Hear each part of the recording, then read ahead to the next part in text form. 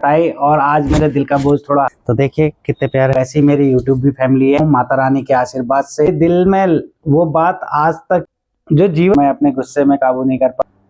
Good morning दोस्तों, आपका स्वागत है @रावत जी पहाड़ी ब्लॉग्स में। आज मैं आपको दिखाऊंगा अपने मकान की पूरी लोकेशन, तो आप लोग बने रहे मेरे ब्लॉग में। ब्लॉग थोड़ा लंबा भी हो सकता है, तो आपका प्यार और आशीर्वाद मेरे पे जैसे और वीडियो में बना है वैसे आशा करूंगा कि इसमें भी बना रहेगा। तो यह है मेरा एड्रेस, के पास में लगा रखा है हमने फूल का पेड़। कैसा लग रहा है दोस्तों? देखिए यह है मेरा मकान, और इस मकान को बनाने में कितनी परेशानी हुई और कितनों ने मेरी मदद की और कितनों ने नहीं, मैं आपको बताऊंगा। चलते हैं घर के अंदर। ये हुई एंट्री दोस्तों, और ये है मेरी लप्पू। चलो चलते हैं छत में, आपको दिखाता हूँ अपना मंदिर। कैसा लगा जरूर बताएं। फिर हो गई हमारी किचन, आपने देखी होगी मेरी ब्लॉग में पहले। फर्स्ट फ्लोर से कुछ ऐसा लगता है मकान। अब दिखाता हूँ आपको अपनी छत की लोकेशन। दोस्तों छत में लगा रखे हैं फूल। हमारे पिताजी को जो है फूल बहुत पसंद है, जब भी वो घर से यहाँ आते हैं तो फूल लगा जाते हैं। तो देखिए कितने प्यारे फूल लगा के गए हैं। अभी पापा और मम्मी गए हैं गांव, और रहते हैं ज़्यादातर गांव में। आप देख सकते हैं इसके स्टैंड कैसे लग रहे हैं, आप लोग मुझे ज़रूर बताएं। ये कुछ लोहे का सामान मेरे घर में रखा हुआ था, तो मैंने उसके स्टैंड बना लिए। तो आप लोग भी ऐसे लोहे का कोई सामान घर में हो तो आप लोग उसका आराम से यूज़ कर सकते हैं। हमारा है टाइगर। टाइगर बेटा क्या कर रहे हो? चलिए दोस्तों चलते हैं अब तीसरी मंजिल की छत में, आपको दिखाऊंगा वहाँ से पूरा शहर का नज़ारा। बने रहिए आप लोग मेरे ब्लॉग में। हमारे घर में 2000 लीटर पर डे जो है पानी का यूज होता है। जॉइंट फैमिली में रहते हैं हम लोग, तो आप लोग देख सकते हैं यहाँ से पूरा शहर,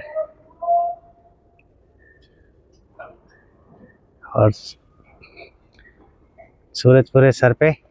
चलो दोस्तों दिखाता हूँ आपको अपना वीडियो रूम, जहाँ मेरी फेसबुक और इंस्टाग्राम में आप लोग मेरी वीडियो देखते हैं। ये देखिए दोस्तों कुछ इस तरह से दिखता है मेरा वीडियो रूम। और दोस्तों कुछ मेरी मोदी केयर की अचीवमेंट हैं, बहुत ही प्यार से संभाल रखी हैं।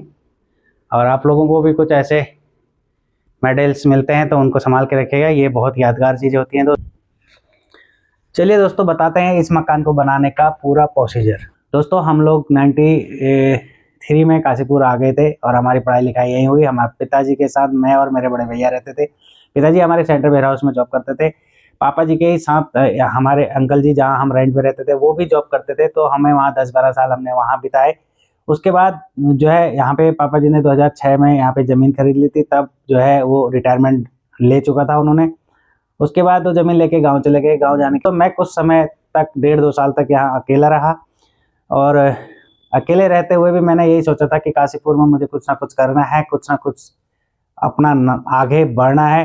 तो मैं मेडिकल में जॉब करता हूँ दोस्तों, और जिस मेडिकल में जॉब करता हूँ वहाँ के ऑनर हैं पुरंदा। तो उन्होंने मुझे बहुत ही हिम्मत दी, और उन्होंने कहा बेटा तू यहीं रहेगा और यहाँ तेरा सब कुछ होगा एक दिन। और शायद वो मुझे उस दिन ऐसा नहीं बोलते तो आज मैं यहाँ नहीं हो पाता। दोस्तों आपको मैं बताना चाहूँगा, मेडिकल में काम करने से पहले मैंने 2-3 जगह ऐसी जगह काम किया है जहाँ पे आप लोग सोच भी नहीं सकते कि ऐसे भी काम कर सकते हैं। पहली जगह तो यह है दोस्तों, मैंने एक सिलेंडर की फैक्ट्री में मजदूरी की, कम से कम 2 हफ्ते तक। 2 हफ्ते तक मैंने वहाँ पे मजदूरी की। वहाँ पे सिलेंडर को लाया जाता था, धोया करते थे उनको, उनमें पेंट किया जाता था। तो एक दिन पिताजी ने घर में, संडे का दिन था तो बोले, हम तीनों रहते थे, तो पिताजी ने कहा बेटा चलो खाना बनाते हैं, और अभी आप खाना बनाओगे आज, खाना सही बनाते हो। तो मैंने कहा मेरे से नहीं बनेगा। तो उन्होंने रीज़न पूछा, तो मैंने उन्हें दिखाया अपने हाथ के छाले। तो पिताजी ने कहा तू कर क्या रहा है? मैंने कहा मैं मजदूरी करता हूँ। तो बोले तुझे मजदूरी करने के लिए किसने कहा? क्योंकि दोस्तों उस टाइम पे मुझे समझ नहीं आता था, घर में अकेले खाली बैठा रहता था, तो कुछ ना कुछ करना है। तो मैं चला गया अपने एक दोस्त पवन के साथ, तो वो भी मेरे साथ वहाँ काम करता था। तो हम मजेखोरी में चले गए, मगर वो इतना दर्द देगा करके पता नहीं रहा। बहुत ही एग्रेसिव रहता था, हर छोटी सी बात में गुस्सा आना, और इस टाइप की काफ़ी परेशानियां मेरे साथ हैं, और वो आज भी हैं। और मैं अपने गुस्से में काबू नहीं कर पाता हूँ। बहुत सी चीज़ें मैं अपने गुस्से से खो देता हूँ, और उनका मलाल भी रहता है। तो दोस्तों क्या हुआ कि मोटी बुद्धि का था, तो पढ़ाई लिखाई में थोड़ा कमज़ोर था। तो कुछ समझ में नहीं आ रहा। तो पिताजी ने कहा कि इस काम मैंने तुझसे कहा ही नहीं जैसे काम करना है तूने, तो उन्होंने कहा कि अब इस काम को अभी से बिल्कुल क्विट कर और अभी तुझे कुछ करने की ज़रूरत नहीं। फिर मैं कुछ टाइम तक के लिए गाँव चला गया। पापा जी ने कहा गाँव चला जा, गाँव देख ले, अगर तेरे से गाँव में कुछ होता है तो।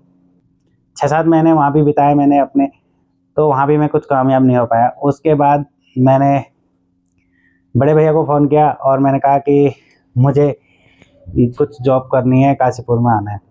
तो उन्होंने कहा ठीक है आजा, देखते हैं कुछ क्या हो सकता है।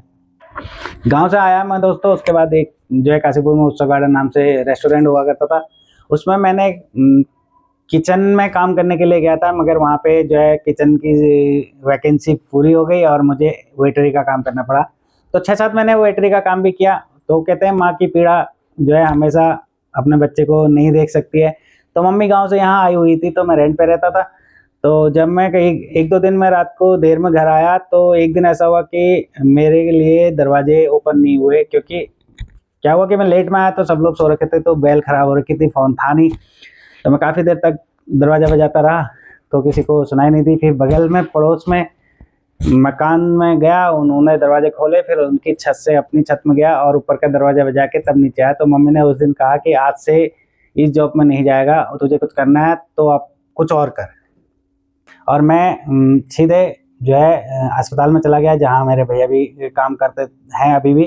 तो मैं वहाँ चला गया, वहाँ पे मेडिकल में पुरंदा बैठे थे। मैंने पुरंदा से नमस्कार की और उनसे ऐसी मजाक में, क्योंकि वो मुझसे मजाक बहुत करते थे, तो मुझसे बोले क्या कर रहा है आजकल, खाली घूम रहा है, पहाड़ी में बोलते हैं लठुड़, लठुड़ों की तरह इधर उधर घूम रहा है, तो इधर कुछ काम कर ले। तो मैंने मजाक में उनसे कहा भैया मुझे भी यहीं रख लो, क्या है मैं भी यहीं कर लूँगा कुछ आपके साथ। तो भैया ने कहा कि यार तुझे जो है मैंने सुना कि गुस्सा बहुत आता है और दूसरा तू जो है हंसता बहुत है, तो ये दोनों चीज़ में यहाँ पे काबू करनी पड़ेगी। और मेडिकल में दोनों ही चीज़ ऐसी हैं जो आपको बिल्कुल भूलना पड़ेगा अपना। मैं थोड़ा गुस्सा ज़्यादा करता हूँ, तो मैंने फिर भैया से कहा कि भैया मैं कोशिश करूँगा कि मैं अपनी दोनों चीज़ को काबू करूँगा और रोकूँगा अपने आप को इन दोनों चीज़ों से। तो दोस्तों आज मैं वहाँ पे, मुझे 17-18 साल हो गए, तो ऐसा कभी नहीं हुआ कि मुझे इस चीज़ की शिकायत मिली कि कुछ समय बिताने के बाद मेडिकल में हमारे परिचित हैं जगदीश रावत जी, उन्होंने कहा कि आजीवन तो हमारा स्कूल चेंज हो रहा है और अब दूसरी जगह हम शिफ्ट कर रहे हैं, तो हो सकता है तो कुछ गाड़ियों के काम कर ले अपने। बड़े भैया पुरंदर से कहा कि भैया मुझे गाड़ी की नीड है, मुझे गाड़ी लेनी है। तो उसी बीच में पूरे भैया के फ्रेंड मोहितदा हैं, वो जो है विदेश चले गए थे, तो उनके पास एक मारुति वैन हुआ करती थी। तो उन्होंने भैया से कहा था कि कोई भी अगर अपना आदमी होगा तो मेरी गाड़ी को सेल कर देना। तो भैया के अच्छे फ्रेंड होने के कारण उन्होंने मेरे को बोला, और मोहिता का भी शुक्रगुजार हूँ, उन्होंने मुझे बिना सोचे समझे जो है गाड़ी ऐसी दे दी। और अपना विदेश में बैठे थे, उन्होंने कहा तू चला, जब तक मैं आऊँगा उसके बाद बात करेंगे। भैया आए, उन्होंने आपस में बात करी, तो जो है बनता है भैया ने मुझसे पेमेंट ली। और अगर शायद उस दिन वो गाड़ी मुझे नहीं देते तो मैं, हो सकता है कि आज गाड़ी मेरे पास नहीं होती। और जब भी मुझे दोस्तों सपोर्ट की ज़रूरत पड़ी तो पुरंदर ने मुझे बहुत सपोर्ट किया, अपने भाई की तरह अपने साथ हमेशा लेके चलते हैं। उनका आभारी हूँ, और वो मुझे शायद उस दिन मौका नहीं देते तो मैं आज यहाँ तक नहीं होता। तो करते कुछ सालों बाद, मतलब 2010 में मैं ऐसे ही दिन में घूमते हुए अपने प्लॉट पे आया, तो मैंने देखा यहाँ पे मुझे कुछ बनाना है, कुछ करना है। तो मैंने पिताजी को फ़ोन किया यहाँ से सडनली कि पापा जी हमें यहाँ पे फाउंडेशन करना है। पापा गाँव थे, तो पापा ने कहा ठीक है बेटा बताओ बजट क्या है। तो मैंने कहा 20-25 हज़ार रुपये हैं, आ जाओ। तो पापा जी हंस रहे थे, उन्होंने कहा कि यार 20-25 हज़ार में क्या होगा तेरे से। तो मैंने कहा चलो आओ व्यवस्था करते हैं। तो कुछ LIC FD तोड़ ताड़ के जुगाड़ करा, तो 1,50,000 में ठेका था, तो आसानी से जो है फाउंडेशन हो गई, ज़्यादा मेहनत नहीं करनी पड़ी। दोस्तों मैं बहुत ज़िद्दी टाइप का इंसान हूँ, और मुझे किसी चीज़ की ज़िद हो जाती है तो मुझे वो करना ही करना होता है, चाहे फिर उसमें मुझे कुछ भी करना पड़े। तो एक ज़िद्दी होना अपने लिए भी काफ़ी किसी टाइम पे हानिकारक होता है, तो किसी टाइम पे लाभदायक होता है। अगर मैं ज़िद्दी नहीं होता तो शायद आज ये मकान आप लोग नहीं देख रहे होते। तो मैंने पिताजी से दोबारा फ़ोन किया, मैंने कहा पापा जी कुछ टाइम हो गया था, तो मैंने कहा आप आइए और फिर से हम मकान की तैयारी करते हैं, मकान बनाते हैं। तो कुछ पिताजी ने, कुछ भैया ने, मतलब कुछ मैंने, तो काफ़ी हद तक हमने पैसा जो है अपना जितना भी FD LIC थी सारी निकाल के हमने जुगाड़ किया। दोस्तों पिक्चर अब होती है शुरू। कहते हैं ना, जब आपको नीड होती है उस टाइम पे पता चलता है कि आपका आखिर है कौन, आपके अपने पराये सब पता लगता है। तो दोस्तों, जब मकान बनाने में मेरे को थोड़ी सी बाद में परेशानी हुई लास्ट में, तो मैंने पहले आदमी किसे फ़ोन करता है? अपने परिचितों को। तो मैंने अपने परिचित, अपने रिश्तेदारों को फ़ोन किया और पापा औरों ने कहा कि हम तो किसी को नहीं करेंगे भाई, तुझे जिससे करने तो कर ले। अपने रिश्तेदार को कि मुझे ज़्यादा नीड नहीं थी, 20 से 25 हज़ार रुपये की नीड थी। मैंने कहा मुझे कुछ नीड है और आप मेरी थोड़ी मदद कर दीजिए। तो दोस्तों, उनका जवाब सुनोगे ना आप लोग, तो आप लोगों को भी लगेगा कि यार मतलब ये हकीकत है कि झूठ है, मगर ये हकीकत है, मेरी आप बीती है, मेरे दिल में वो बात आज तक चुभती है। और दोस्तों, उन्होंने जो जवाब दिया मुझे, कि उन्होंने मुझसे कहा कि मैं तुझे पैसे तो दे दूंगा, मगर तू वो पैसे लौटाएगा कैसे? तो उन्होंने मुझे पैसा नहीं दिया और अच्छी खासी जॉब थी, मगर उन्होंने तब भी मुझे 25 हज़ार के लिए ऐसे लॉन्च कसे। सबसे ज़्यादा जिद्दी मैं तब हूँ जब कोई मुझसे ये कह देता है कि तुझसे ये हो ही नहीं सकता था, तूने किया क्यों? कुछ फ्रेंड्स लोगों से बात करी, और असली फ्रेंड्स का तभी पता चलता है जब आपके दुख के समय में आपके साथ हो। तो मैं ये तो नहीं कहूँगा कि मेरे सारे फ्रेंड्सों ने मेरी मदद की। हाँ, कुछ सेलेक्टेड हैं उसमें, उन्होंने मेरी मदद की। किसी ने लाख दिए, किसी ने 2 लाख दिए और किसी ने 50 हज़ार रुपये दिए, किसी ने 80 हज़ार रुपये दिए। तो ऐसे ही करके दोस्तों मेरे पास पैसा आया। और नोटबंदी के टाइम पे भी, जिस टाइम पे आदमी 1-2 हज़ार रुपये अपने अकाउंट से नहीं निकाल पाते हैं, उस टाइम पे भी मेरे एक दोस्त ने मुझे 1.5 लाख रुपये दिया। तो वो मेरे लिए बहुत महत्वपूर्ण है वो पल। और सभी दोस्तों का अपने शुक्रगुजार हूँ जिन्होंने मेरे को मदद की, और जिन्होंने नहीं की उनका भी तहे दिल से शुक्रगुजार हूँ, क्योंकि उन्होंने मुझे नहीं मदद की और मैं आज इस मकाम पे तभी पहुँचा।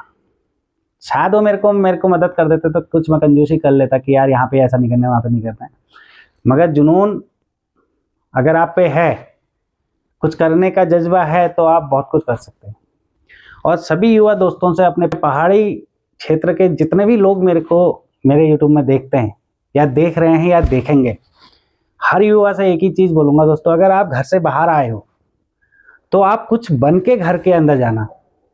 अपना जो जीवन है उस जीवन को ऐसे ही बेकार ना करें कि कहीं पे भी काम कर लिया, कुछ साल कर लिया, उसके बाद फिर गांव चले गए, फिर वहां अपने गांव की प्रक्रियाओं में घुस गए।